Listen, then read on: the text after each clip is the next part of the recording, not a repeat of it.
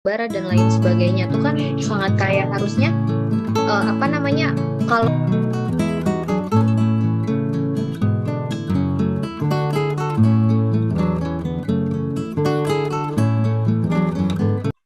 Assalamualaikum warahmatullahi wabarakatuh. Selamat sore teman-teman. Selamat Selamat sore. sore. Selamat sore. Kita mau diskusi nih tentang isu yang ada di pelaksanaan penyelenggaraan pemerintahan. Kalau menurut teman-teman nih, ada nggak sih yang lagi menjadi fokusnya? Teh Santi, mungkin ada isu-isu yang menurut Teh Santi berkaitan dengan penyelenggaraan pemerintahan? Ya, terima kasih Kak Sela atas waktunya. Kalau menurut Santi ya isu yang mungkin saat ini masih menjadi pertanyaan bagi Santi yaitu isu mengenai ibu kota negara baru yang di Kalimantan gitu. Karena kenapa? Kita kan di sini kan perekonomian Indonesia itu lagi kurang baik ya kalau secara ini. Tuh, kalau misalkan kita lihat berita kan masih mempunyai utang gitu. Sedangkan di sini juga kan kita membangun ibu kota negara baru gitu. Jadi kayaknya untuk isu IKN ini kenapa nggak dibuat di saat ekonomi Indonesia itu udah stabil gitu. Kenapa di saat sedang kurang baik gitu. Mungkin jadi urgensinya apa kalau misalkan menurut kawan-kawan gimana gitu untuk IKN sendiri. Itu sih yang masih jadi pertanyaan. Untuk teman-teman ada yang mau ngasih masukan nggak terkait isu yang tadi Teh Santi sampaikan itu tentang urgensi dari IKN itu sendiri? Mungkin Mas Aldi ada tambahan? Mungkin saya bakal menambahkan yang menurut pandangan saya, kenapa sih adanya ibu kota negara baru? Mungkin menurut saya fenomena Jakarta sekarang kan di Jakarta sekarang banyak gedung-gedung, terus juga macet, terus penumpukan jumlah penduduk, belum juga nanti ada kan dari mungkin dari Badan BMKG sendiri yang memperkirakan kalau beberapa tahun ke depan Jakarta bakal banjir gitu kan. Setengah dari Jakarta itu bakal terkena abrasi dari air laut kan. Mungkin salah satu faktor itu sendiri yang menyebabkan eh, Jakarta itu mungkin nanti bukan Jakarta sorry ibu kota negara sendiri itu pindah ke Kalimantan karena kalau dilihat dari strategisnya di dalam posisi strategisnya Kalimantan itu menurut saya daerah yang paling sangat minim akan terkena dampak bencana menurut saya itu. Mungkin yang lain ada menambahkan? Oh, jadi tuh lebih kayak ke karena itu ya, karena apa? Karena di Geografis apa mungkin ya. ada peringatan-peringatan, ada ini ya, ada apa? Mau ada bencana gitu-gitu. Jadi makanya ada usulan untuk dipindahkan ibu kota negaranya. Tapi kalau Mungkin misalnya oh ya apa Mas? Ya. mungkin menurut saya nggak di situ juga sih karena mungkin adanya di Jakarta itu udaranya udah nggak bagus juga, terus juga penumpukan jumlah penduduk sampai kayak misalkan di pinggir rel-rel kereta aja masih ada rumah-rumah warga gitu loh. Yang mungkin di Jakarta itu untuk mengadu nasib, sedangkan ya dari dianya juga sendiri di Jakarta itu yang nggak jadi apa-apa karena banyaknya jumlah penduduk, terus juga kan untuk cari kerja di Jakarta juga kan susah. Mungkin ya untuk mungkin solusi ya, mungkin ini mah penilaian saya aja. Mungkin pemerintah itu ingin membuat negara baru agar pengurangan populasi penduduk Jakarta juga dan ya kalau jelas strategisnya Jakarta itu juga rawan akan bencana banjir juga. Itu menurut saya. Kalau dari Mas Topik, apa ada tambahan atau masukan gitu? Oke, terima kasih Kakak Marcella. Kalau saya pribadi kan kita sebagai CASN ya, calon ASN apapun yang pemerintah lakukan ini kan semuanya demi terbaik buat negeri ini. Jadi kita pasti support dan mendukung. Tentunya sudah diperkirakan dan sudah dirancang sedemikian rupa. Mereka sudah memikirkan, bahkan presiden pun sudah meng-ACC anggota semua DPR, MPR semuanya menyetujui. Jadi saya rasa mungkin ini semua memang sifatnya ya barangkali urgent, bisa jadi karena memang sudah kondisi Jakarta seperti ini, kita tahu sendiri selain banjir, macet, polusi udara, dan penduduk masyarakat yang paling banyak di seluruh Indonesia kan semuanya merapat ke Jakarta. Jadi baiknya ya mungkin kita mensupport, mendukung. Cuman untuk sedikit problemnya itu menurut saya karena di sana itu kan di Penajem Kalimantan di sana kan benar-benar masih hutan ya ibaratnya. Jadi di sana itu kan pasti bakal membutuhkan dana besar kan untuk membangun sebuah ibu kota baru.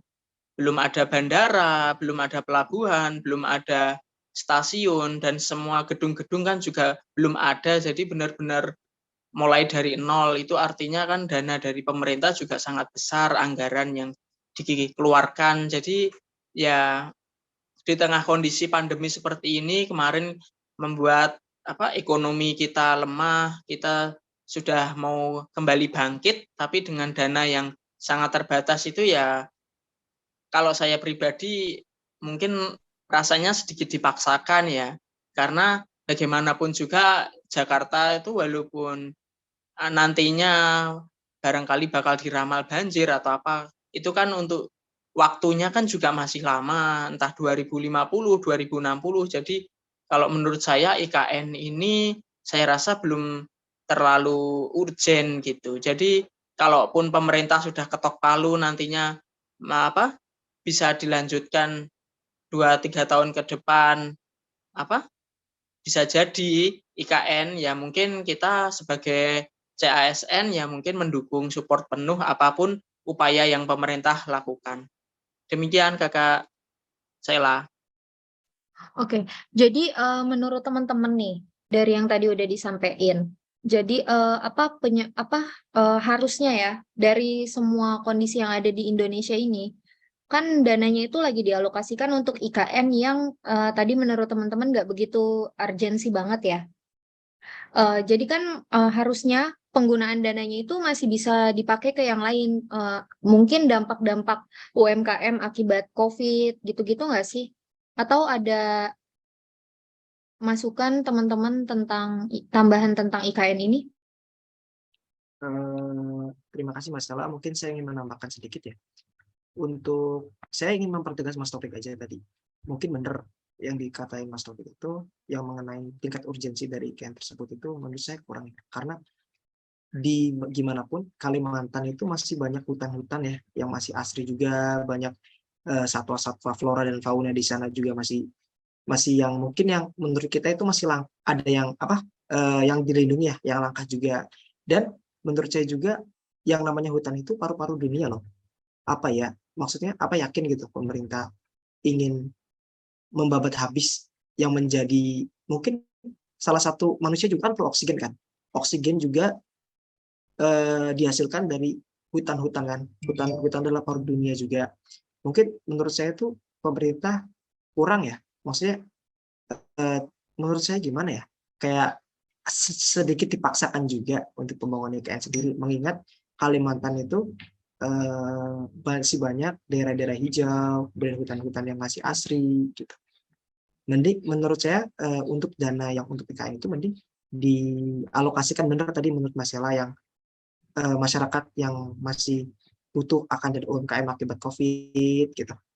Mungkin ada juga untuk mungkin yang proyek mangkrak gitu kan. Contohnya gini deh, saya juga mau menambahkan sedikit ya mengenai proyek mangkrak yang proyek Hambalang gitu kan. Itu juga kan masih mangkrak sampai sekarang dari zaman tahun 2010 ya, dari zaman Pak SBY. Mungkin ya lebih dialokasikan ke tempat yang seperti itu gitu loh. Kayak proyek-proyek mangkrak kan awalnya kan dana Hambalang tersendiri itu ingin dibangun pusat olahraga ya yang bertaraf internasional katanya. Sampai ya menghabiskan sampai berapa triliun, 2,3 triliun dari yang saya baca sih begitu. Terima kasih. Jadi menurut Mas Aldi tuh lebih baik kayak anggarannya, kalaupun nggak bisa untuk ke masyarakat yang tadi dibilangin, ya ke proyek-proyek yang memang sudah ada nih proyeknya, hanya tinggal dilanjutkan gitu ya. Ya, Nah, begitu sih menurut saya. kalau misalnya teman-teman nih dari tadi isu yang ditambahin sama Mas Aldi, ada tuh proyek-proyek mangkrak. Menurut teman-teman tuh apa ada masukan nggak atau ada sesuatu yang teman-teman tahu gitu tentang proyek mangkrak? Mungkin ada di daerahnya teman-teman gitu ada proyek yang buatan Pemda tapi nggak selesai-selesai atau udah selesai tapi anggarannya tinggi tapi ternyata proyeknya nggak bagus. Mungkin banyaknya tuh kayak jalanan aspal ya di daerah-daerah. Itu kan anggarannya besar ya, tapi cuma beberapa bulan atau kena genangan air tuh udah pada rusak-rusak gitu. Kalau menurut teman-teman apa ada masukan nggak? Mas Topik ada masukan? Boleh sedikit menambahkan, ini masih ada kaitannya dengan apa namanya, dana yang seharusnya dialokasikan untuk hal-hal yang lebih urgensi gitu ya, Kakak Sela. Kalau menurut saya kan Indonesia itu kan luas ya. Kalau untuk kita fokus ke hal-hal proyek pembangunan dan lain-lain sih oke, fine-fine aja, termasuk yang Mas Aldi sampaikan tadi mengenai proyek Hambalang itu ya, itu kan terpusat di daerah Jakarta ya.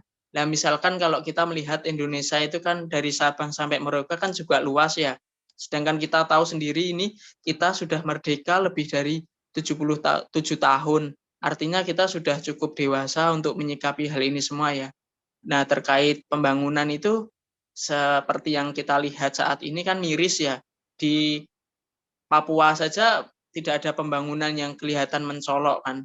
Jadi kelihatannya itu memang kayak ketimpangannya jelas berbeda gitu. Jakarta yang dengan kondisi seperti ini dengan di wilayah Papua yang di sana yang bahkan rakyatnya aja masih banyak yang kekurangan pangan dan lain-lain gitu kan. Jadi memang ya PR dari dulu sepertinya seperti itu, pemerintah juga tidak bisa apa namanya memeratakan kesejahteraan untuk semua rakyat gitu. Tapi setidaknya dana-dana yang kembali ke topik awal tadi mengenai IKN itu kan pasti butuh dana besar kan. Nah, dari dana yang besar itu kalau saya pribadi lebih punya pendapat gitu kalau yang sifatnya urgensi yang untuk hal-hal pokok misalnya untuk kebutuhan pangan, untuk kebutuhan sandang, itu menurut saya daerah-daerah tertinggal itu masih banyak di wilayah Indonesia itu. Jadi menurut saya ya mungkin kebijaksanaan pemerintah ini juga sedikit sedikit ya kita dukung tapi pasti ada plus minusnya lah gitu. Nah, dari situ kita bisa menilailah dari pemerintah ini tujuannya untuk apa gitu. Makanya ya kita sebagai CASN ini kan apapun yang pemerintah lakukan kita pasti mensupport gitu. Tapi kembali lagi kalau urusan nantinya seperti apa itu dana yang bisa dianggarkan, dialokasikan untuk IKN itu pasti yang terbaik buat negeri ini gitu. Jadi ya itu semua tergantung presiden sih, gitu sih menurut saya Kakak Sela. Jadi semuanya tuh saling berkaitan dan emang ada plus minusnya ya. Ada lagi nggak? Mungkin menurut teman-teman isu yang lagi menonjol nih tentang penyelenggaraan pemerintah akhir-akhir ini, gitu. Kalau menurut Teh Santi, ada nggak ya? Oh, Teh Santi lagi ya? Yaudah Kak Topik deh. Aku tanya Mas Topik deh. Mas Topik ada isu lain nggak? Selain yang udah kita bahas tadi. Isu terkait pemerintah saat ini mengenai apa ya? Kita nggak bisa jauh-jauh dari ini ya, berita hangat saat ini kan ya terkait kenaikan harga BBM. Itu kan sebenarnya simpel ya, cuman kadang kan kita juga berasa lebih sensitif karena ini menyangkut rakyat kan. Jadi ketika BBM ini naik, otomatis semua kebutuhan pokok nantinya juga bakal naik. Nah, kita ini sebagai CASN juga kadang dilematis kan, sebagai ini apa namanya, pelayan pemerintah kan kita pasti mendukung, tapi di sisi lain juga kita pasti akan keberatan kan dengan kenaikan harga BBM ini, karena ya bagaimanapun kenaikan BBM itu kan sangat terasa banget buat rakyat kecil, menengah ke bawah gitu ya.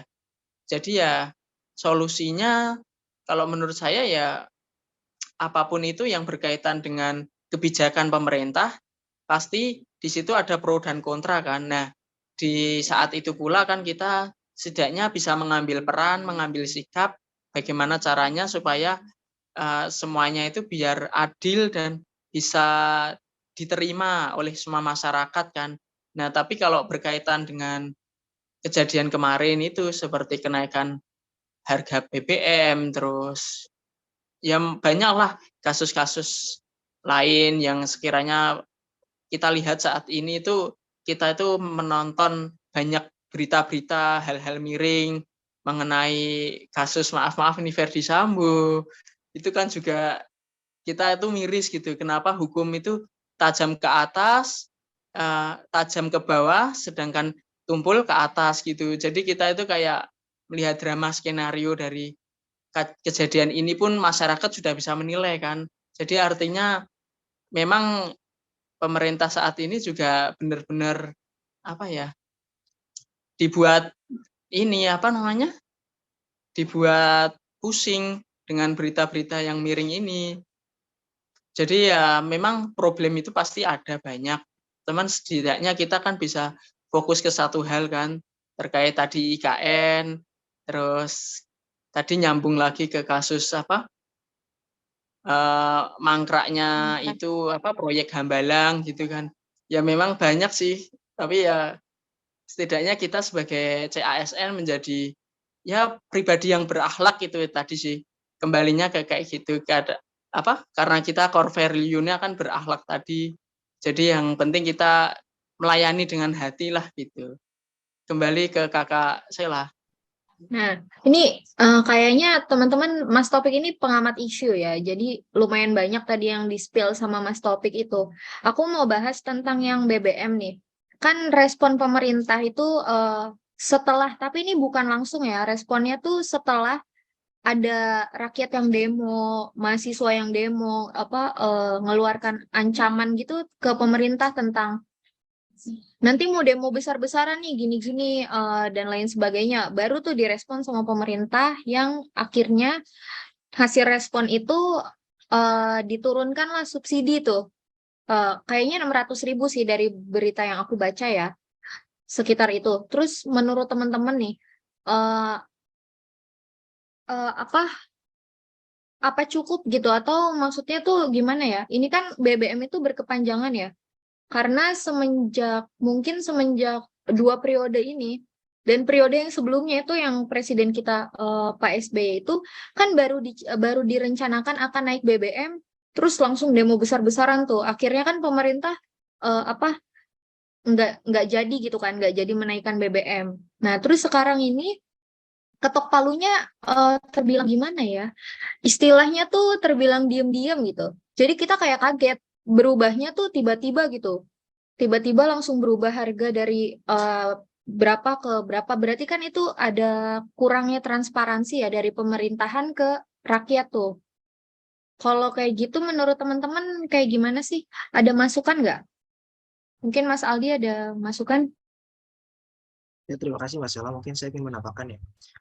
Mungkin kalau misalkan yang namanya kenaikan BBM, mungkin menurut saya ini isu yang gimana ya, bisa ada positif dan negatifnya. Menurut saya itu kalau mungkin tidak bisa dipungkiri lah yang namanya kenaikan minyak, dari berita yang saya baca sih, untuk kenaikan minyak sendiri itu dari seluruh dunia juga sedang harganya sedang naik gitu lah. Jadi ya mungkin salah satu pertimbangan mungkin ya pemerintah menaikkan harga dari BBM tersebut. Tapi di garis bawah itu pemerintah juga harus memikirkan banyak rakyat yang sengsara akan dampak kenaikannya BBM itu sendiri. Contohnya gini, simpel deh, Gojek itu banyak driver-driver yang mengeluh karena naiknya BBM, sedangkan jasa yang mereka dapatkan itu dari satu penumpang hanya 1.100. Misalkan gini, dapat orderan ke dari berapa kilo ya? Mungkin 5 sampai 6 kilo lah. Apa rela gitu? Maksudnya dari driver sendiri cuma dapat untung 1.100 dari order tersebut. Ya menurut saya mungkin lah banyak demo dari driver atau dari kalangan manapun, khususnya mahasiswa, baik driver, baik masyarakat juga, yang kemarin lah di Monas kemarin 7 hari 7 malam yang saya perhatiin, demo terus, banyak jalan yang ditutup kan. Kalian juga rasakan yang mungkin yang lewat arah Monas juga rasakan, di situ banyak di situ ada demo, mungkin penutupan jalan gitu. Ya memang sih dampaknya untuk kenaikan BBM sendiri itu benar-benar terasa banget bagi masyarakat, apalagi masyarakat kecil. Terima kasih Mas. Makasih Mas Aldi. Itu kan tadi kita ngebahas satu isu yang dikeluarin sama Mas Topik nih. Terus ada lagi isu yang tadi Mas Topik kasih tahu itu tentang sistem hukum. Jadi termasuk masih lemah ya sistem hukum di Indonesia karena cenderung lebih tajam ke bawah dan tumpul ke atas. Tadi yang di-spill sedikit itu kasusnya Verdi Sambo, emang itu benar-benar kasus yang kayaknya mengguncangkan seluruh rakyat Indonesia ya. Sampai Mas Topik aja tuh dari IGD bisa loh fokus ke isu itu. Padahal kan IGD tuh yang rame banget kan. Masih sempet-sempetnya menganalisa kasus itu. Coba, kalau menurut Teh Santi, ada nggak sih apa pendapat Teh Santi tentang gambaran nih? Gambarannya tuh kasusnya yang Verdi Sambo itu. Coba, ada nggak Teh? Sebenarnya kan kalau misalkan untuk kasus Verdi Sambo ya itu kan sudah ada instansi yang berwenang untuk menyelidiki kasus tersebut gitu. Tapi memang kalau untuk beritanya sendiri kita tidak bisa memastikan apakah hukum ini adil ataupun tidak gitu ya. Karena termasuk sensitif juga ya. Soalnya kan ini menyangkut sebuah instansi. Apalagi ini ikonik dari instansi tersebut gitu ya bisa dibilang. Jadi kalau misalkan kalau dari segi individu ya, tidak dari instansi tapi dari segi individu, kasus seperti itu, apalagi sampai menghilangkan nyawa seseorang itu memang tidak baik gitu, tidak benar di dalam, dan itu sudah melanggar yang namanya norma dan juga nilai-nilai dasar kita gitu, Pancasila. Jadi kurang lebihnya kayak gitu. Agak sensitif ya kalau kita bahas kasus ini karena karena ini benar sih nyangkut satu instansi dan kebetulan tersangkanya ini merupakan ikon gitu ya, maksudnya pejabat di instansi tersebut. Jadi mungkin ya gitu. Tapi topiknya kita ganti deh, jangan yang itu. Tapi masih berhubungan sama kelemahan hukum. Contohnya kasus Jaksa Pinangki. Ada yang mengamati teman-teman, mungkin ada saran tuh dari kasus yang diputuskan berapa tapi ternyata dapat remisi atau potongan-potongan lain jadinya udah bebas deh. Mungkin ada masukan atau ada tambahan lagi? Mungkin Mas Topik? Sedikit menambahkan Kakak Sela. Jadi terkait kasus Jaksa Pinangki, terus beberapa pejabat kemarin kan kita ketahui bersama bahwa mereka itu dapat remisi ya, yang artinya mereka itu dapat potongan masa tahanan yang harusnya dari KPK itu sudah diputuskan sekitar di atas 10 tahun kan, karena untuk kasus korupsi besar gitu kan biasanya kan hukumannya juga berat kan ya. Tapi ini semua terkait dari KPK sendiri yang meng-ACC bahwa hukuman itu diringankan. Jadi kita pun juga seperti dipertontonkan oleh hal-hal yang tidak mengenakkan hati. Karena itu secara tidak langsung juga melukai hati rakyat kan. Karena korupsi itu harusnya kita bisa menegakkan seadil-adilnya, kalau bisa itu hukumannya diperberat, entah dimiskinkan atau dibuat hukuman seumur hidup, supaya bagaimanapun juga korupsi itu sudah mendarah daging, artinya dari tahun ke tahun, dari masa ke masa, dari dulu memang kasus PR besar kita memang korupsi ini yang membuat rakyat menderita, yang membuat ekonomi jadi Indonesia buruk, itu ya salah satunya korupsi itu. Makanya ketika kasus-kasus kemarin itu pejabat-pejabat benar-benar dapat keringanan, itu saya pribadi juga agak miris gitu. Tapi bagaimanapun juga itu sudah keputusan dari pengadilan, dari ketua KPK dan lain-lain. Jadi saya rasa ini semua juga membuat problem baru gitu. Artinya kita itu bisa apa gitu kan, ibaratnya pemerintah kok kelihatan sekali gitu. Kenapa hukum di Indonesia itu kelihatan tajam ke bawah, sedangkan ke pejabat-pejabat tinggi itu seolah-olah tidak berdaya gitu. Jadi ya saya rasa ini isu-isu seperti ini tuh memang belum ada solusi sampai detik ini pun gitu. Kalaupun kita bisa berpendapat gitu atau merevisi undang-undang kan tidak mungkin. Ini semua harus ada ACC dari semua dewan ini kan, Dewan Perwakilan Rakyat kan atau DPR, dan disetujui oleh presiden. Jadi bagaimanapun hukum itu supaya bisa seadil-adilnya ya memang sulit, karena mereka pun juga ya kita nggak bisa nyebutin satu-satu. Sepertinya oknum-oknum tertentu itu juga pasti keberatan kan ketika menegakkan hukum, bahwa hukuman korupsi itu diperberat seperti hukuman mati atau apa, itu kan tidak mungkin terjadi karena mereka pun pasti juga keberatan gitu. Jadi ya memang PR besar kita di situ. Muter-muternya cuma di kasus korupsi, kasus kolusi, nepotisme, dan kasus isu-isu SARA lainnya juga gitu. Jadi ya memang kita sebagai CASN ini hanya bisa ya berbuat yang terbaik, melayani masyarakat, apapun yang pemerintah lakukan kita support penuh, dan kita tidak usah mengikuti hal-hal yang buruk yang seperti para oknum pejabat kita lihat saat ini gitu. Jadi yang baik kita jadi contoh, yang buruk kita tinggalkan gitu. Menurut saya sih Kakak Sela. Oke, jadi tuh lebih terkesan nggak ada efek jerahnya ya buat pejabat-pejabat yang lain dari lihat kasus ini nih, ini aja dihukumnya banyak remisi dan lain-lain gitu. Jadi nggak membentuk mental dari si pejabat-pejabat yang akan datang untuk menjauhi korupsi gitu ya.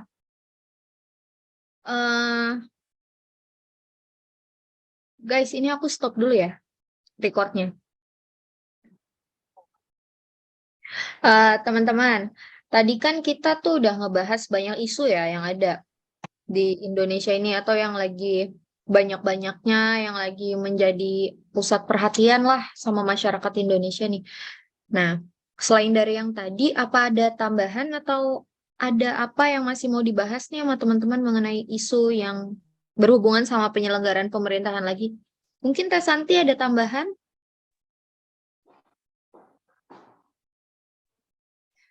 Kalau misalkan untuk Santi sendiri ya mungkin tambahannya mengangkat isu yang 2008 sih sebenarnya, bukan aktual ya, tapi tahun 2018 itu pernah ada isu berita mengenai gizi buruk di Papua. Jadi kayaknya miris banget gitu ya, di daerah timur itu sampai di Indonesia yang kaya raya kayak gini gitu ditemukan kasus gizi buruk gitu, dan itu bukan hanya 1-2 orang anak gitu, tapi lebih ke ratusan gitu. Ditambahkan Papua itu satu wilayah yang memberikan kontribusi untuk Indonesia ya, yang sangat banyak gitu ya, dari sumber daya alamnya dan lain sebagainya. Sangat miris aja gitu kalau misalkan ditemukan kasus gizi buruk gitu. Itu aja sih. Nah, ini sebenarnya isu yang tadi Teh Santi spill ini nih tentang gizi buruk ya. Kenapa bisa ada gizi buruk gitu di Indonesia yang sebenarnya kaya raya, apalagi daerah timur yang Papua sana tuh sebenarnya sumber dayanya banyak sekali ya. Makanya ada pertambangan, ada batu bara dan lain sebagainya tuh kan sangat kaya. Harusnya apa namanya, kalau bisa pemerintah bisa mengelolanya dengan baik, harusnya nggak ada kejadian itu ya. Balik lagi tadi yang kita singgung sama kasus IKN nih teman-teman. Itu kan tadi teman-teman kan mempertanyakan tingkat urgensi dari ibu kota negara baru itu ya. Nah, kalau menurut teman-teman tuh berkaitan nggak sih yang seharusnya nih nggak terjadi nih? Mungkin sampai sekarang juga masih ada ya, mungkin ya Teh Santi, mungkin sekarang masih ada, cuma kasusnya mungkin sedikit jadi nggak terlalu diangkat gitu. Eh, tapi ada baiknya kayak pengalihan dana tadi yang dibahas sama Mas Topik, sama Mas Aldi gitu-gitu kan juga bisa kan ke daerah-daerah timur. Kayak yang tadi Teh Santi bilang, jadi meminimalisir adanya gizi buruk gitu. Karena subsidi pemerintah tuh merata.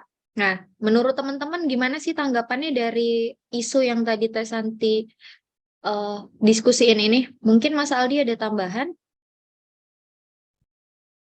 Terima kasih Mbak Sheila. Mungkin yaitu balik lagi tentang urgensi dari pembangunan IKN tersendiri. Karena mungkin untuk membangun sebuah ibu kota negara baru, mungkin kan nggak mungkin juga sih. Maksudnya memang pastinya memerlukan biaya yang range-nya sangat besar gitu kan. Mungkin dari negara kita sendiri kan hutang aja masih banyak gitu ya. Masih banyak hutang di negara lain, bahkan oleh Bank Dunia sekalipun. Ini ditambah mau memaksakan juga untuk pembangunan IKN. Mungkin daripada kita memaksakan yang seharusnya tidak urgensi banget menurut pandangan saya ini Mbak ya. Alangkah lebih baiknya dengan uang yang untuk dibangun IKN itu untuk pembangunan di Indonesia Timur yang mungkin notabene banyak di situ kayak kata Teh Santi tadi sendiri bilang kayak gizi buruk, terus di sana harga bensin yang mahal, relatif yang mahal mungkin begitu sih. Baik, makasih Mas Aldi. Mungkin mungkin juga nggak sih teman-teman dari yang tadi dibilang sama Teh Santi dan Mas Aldi itu berkaitan sama biaya hidup yang di sana yang lumayan tinggi karena mungkin ya karena apa tempatnya atau daerahnya itu nggak strategis ya. Banyak juga masih banyak hutan atau dari kabupaten satu ke kabupaten lain tuh jaraknya benar-benar luar biasa jauhnya dan harus menempuh perhutanan kayak gitu. Makanya apa ada biaya hidup yang mahal juga, jadinya mempengaruhi. Mungkin Teh Santi yang punya pengalaman di sana ya, ada masukan nggak sih tentang biaya hidup di sana tuh kayak gimana? Mungkin bisa didiskusiin bareng sama kita teman-teman di sini. Ya, terima kasih Kak Sela kalau misalkan ini ya sedikit bercerita saja. Jadi waktu di Papua sana kebetulan waktu itu saya di daerah Tembagapura. Kalau misalkan untuk transportasinya sendiri memang dari jarak satu tempat ke tempat lain kita mau ke kota itu ke kota Timika namanya Mimika itu berjarak 3 jam. 3 jam itu menggunakan truk. Gak kebayang kalau misalkan kita harus jalan kaki gitu. Itu jalurnya pun eh, apa curam gitu, nanjak gitu, nggak datar gitu. Dan pegunungan, jadi melewati beberapa pegunungan. Dan memang kayaknya salah satu penyebab gizi buruk tersebut dari apa namanya akses jalan mungkin ya dari warga juga gitu. Bahkan ada salah satu gerombolan gitu ya, bukan gerombolan apa ya? Jangan gerombolan ya bilangnya enggak. Bahkan ada salah satu kelompok anak Kumpulan gitu ya apa di kelompok? kumpulannya. Bahkan ada salah satu kumpulan waktu itu ada beberapa anak, kurang lebihnya 6 anak dan salah satunya bilang gini, "Kakak, kita boleh minta nasi kah?" Jadi kayak sesuap nasi di sana itu sesuatu yang sangat berharga gitu ya untuk sebuah pertanyaan yang bahkan sebuah permintaan yang bahkan nggak akan mungkin kita temukan di Jawa mungkin ya. Dan itu Santi temukan di daerah Papua sana gitu, sebuah permintaan berminta untuk sesuap nasi gitu. Jadi kayak apa ya, bahkan kebutuhan pokok pun masih dicari gitu lah kurang lebihnya.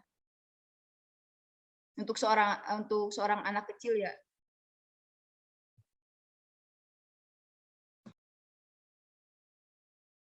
Baik, dari yang tadi aku tangkep sih, dari Teh Santi tuh lumayan kompleks ya di sana. Selain dari kurangnya anggaran dari pemerintah, biaya hidupnya juga, terus mungkin kurangnya pembangunan atau masih kayak pembangunan jalan mungkin, terus atau kendaraan umum di sana juga terbatas, atau kalau ada juga masih ada jadwalnya, jadi nggak setiap saat bisa beroperasi gitu kayak di kota-kota gini.